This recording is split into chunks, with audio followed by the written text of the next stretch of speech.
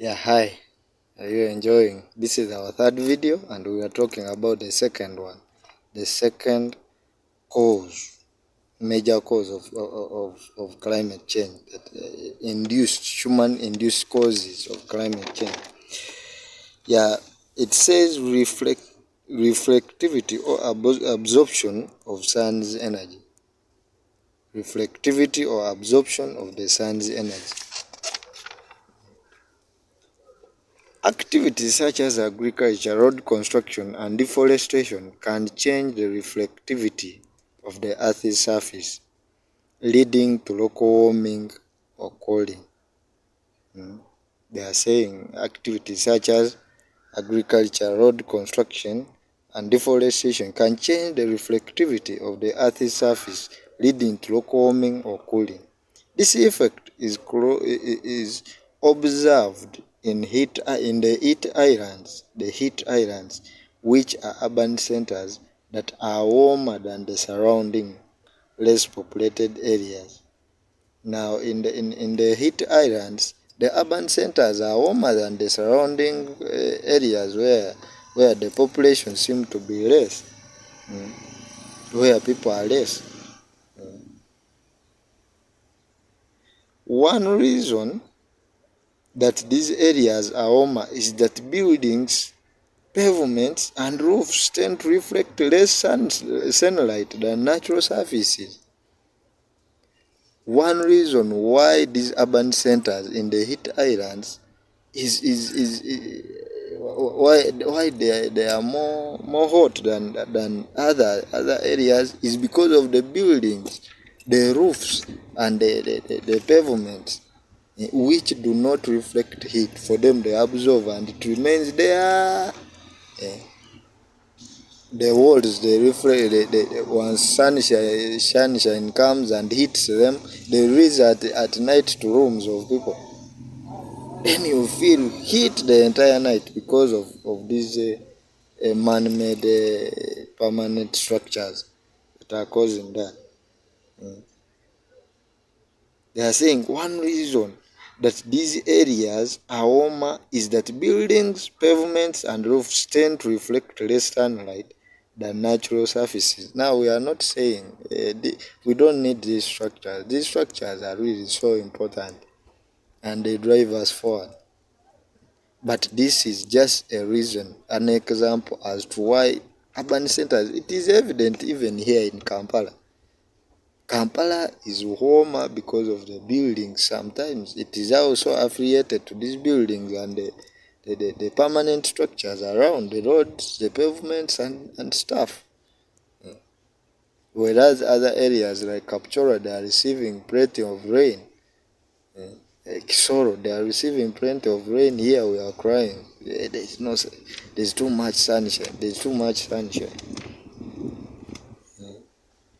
While deforestation increases the Earth's reflectivity globally by replacing dark trees with lighter surfaces such as crops, the net effect of all land use changes appears to bear small cooling. Yes, they are saying while deforestation increases the Earth's reflectability globally by replacing dark trees with lighter surfaces, such as crops, the net effect of all land use changes appears to bear small cooling. Emissions of small particles known as aerosols. We are going to define that. We are going to define aerosols. Emissions of small particles known as aerosols into the air can also lead to reflection or absorption of the sun's energy. Many types of air pollutants undergo chemical reactions in the atmosphere to create aerosols. Overall, human-generated aerosols have a net cooling effect on the Earth. Now, aerosols are both natural and they can be generated naturally and even human activities, as we are going to see. So there we end the human causes. We have talked about most of them. Industry, road transport, agriculture. We have talked about the road construction, agriculture, deforestation. We have talked about most of them, and mostly this deforestation and agriculture are in developing countries.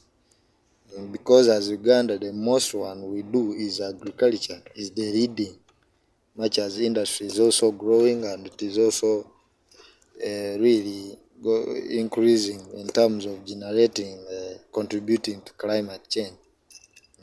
But with people growing concern, we are going to remediate this, and we shall be a success by the. So the natural processes, these ones we are briefly talking about them. The natural processes leading to climate change. The natural processes are always influencing the Earth's climate and can explain climate changes prior to the Industrial Revolution in the 700,000s. However, 700, the 1700, not 700,000. It is Industrial Revolution in the 1700s. However, recent climate change cannot be explained by natural causes alone. The recent climate change cannot be